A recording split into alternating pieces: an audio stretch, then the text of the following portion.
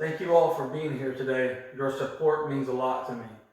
For those who don't know me, I am Jared Silvers. I work in aircraft engineering and a small business owner building dirt bikes for customers all over the USA. I have two sons, 8 and 2 years old. My 8-year-old son is heavily into racing dirt bikes, and my 2-year-old son just watches and can't wait to start riding himself. So if you're ever at any of the tracks in the southeast, there's a good chance we might be there. I pride myself in being the best father that I can be. I love our country and want to make sure our country stays great for all future generations. Today I'm here to announce that I'm running for Georgia's great 12th district for U.S. Congress. I'm going to talk about and go for change that nobody is talking about. Nobody. Ladies and gentlemen, it's 2020, and where some things have evolved, there are some things that have just not. I'm going to get into world issues, but firstly, I think it's important we talk about the things that are affecting us right here locally and on a daily basis. It is important that representatives work to help out their local districts and not just what's best for the people inside Washington. I want total family law reform in Georgia. Let me say that again. Total family law reform in Georgia. Although it might be heartbreaking, but the reality is 50% of marriages in today's society end in divorces, and it's even higher for subsequent marriages. Kids are being used as tools and leverage out of anger, hurt, and avengement. Fathers and mothers are committing suicide due to family courts are so backed up and cannot gain access to see their own children. Child support is being abused, and the calculator for determining an amount is not fair and ultimately doesn't work for both parties. Courts have got to start working with both parents in an equal manner and do what's best for our children and what's best for both parents.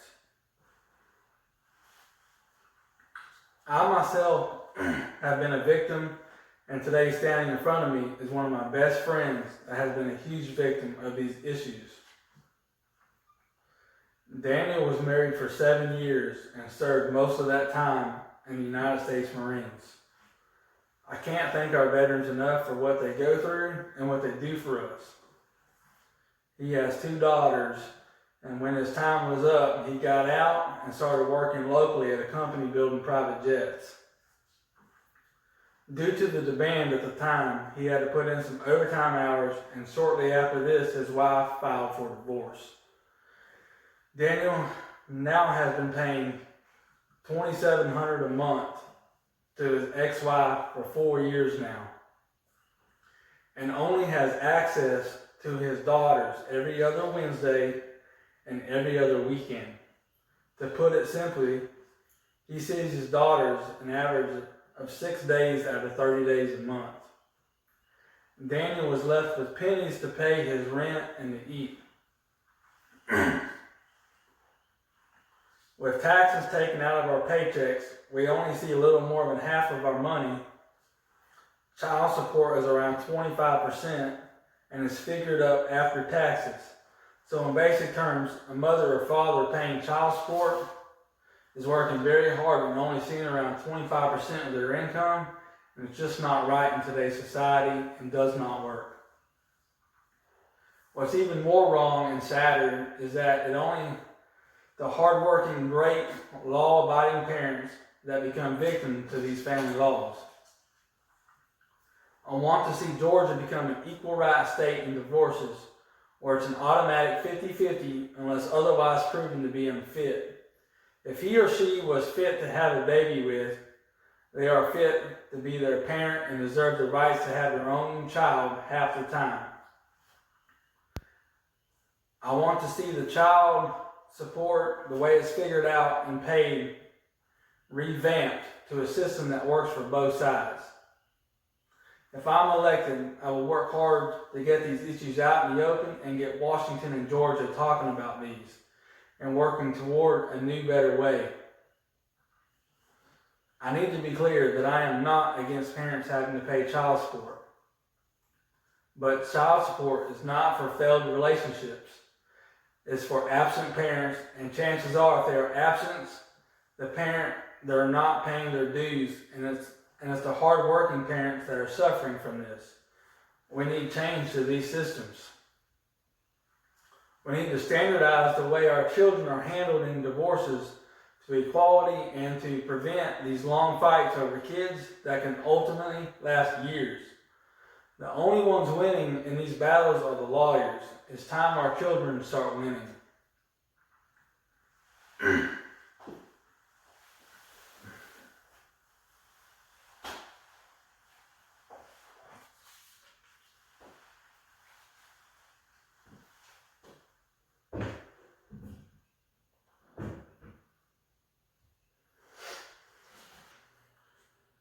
I am in full support of our Second Amendment right and fully understand the last thing we need is more gun laws.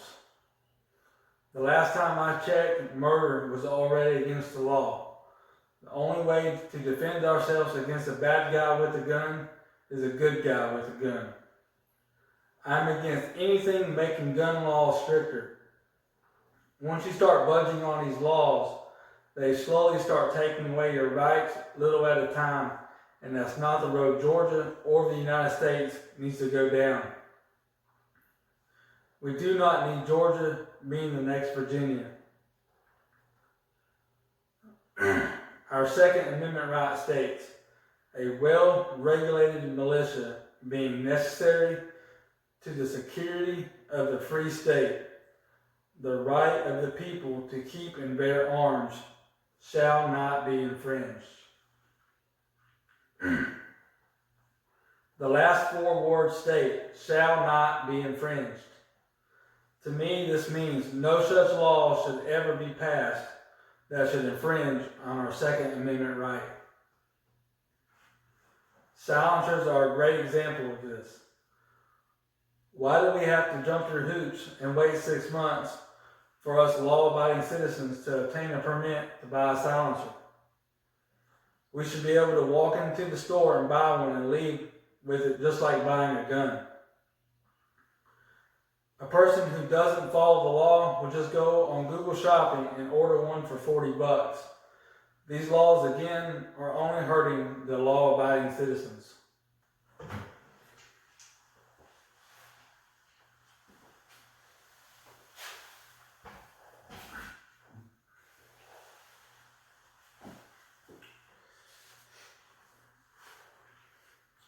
In these great areas of Georgia, small business owners and farmers are very important. Small business failures rate is around 20% in the first year and 50% in the first 5 years. A lot of these failures are due to too many hands in the pot, taking fees, strict laws that are only getting stricter and are making it harder for family-operated businesses to survive. We need to be helping these businesses instead of tearing them down. I will not be voting for anything that makes it harder on a small business or harder for our hardworking farmers.